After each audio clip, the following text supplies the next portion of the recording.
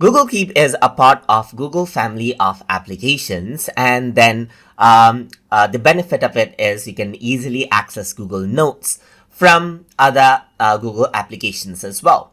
So for example, I'm going to go around over here onto Google Apps, and then let me just go around and access Google Docs, for example. So if I were to go around on to a particular doc that I have right here, so what I can do is from the right hand corner right here, you have access to Keep, as you can see, just like this.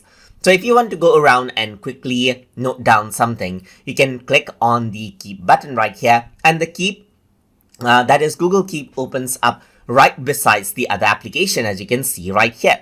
So you can go around and quickly jot down something that you want to note down, and then it will be there in the note. So I'm just going to go around over here, and you can see that now I have an option to add this to document. So you can go around, add this to document over here as well. And then you have add to document over here from the note directly onto the document as well, as you can see. You can also go around and open this in Keep, and what happens is that it opens out that particular note in the Keep.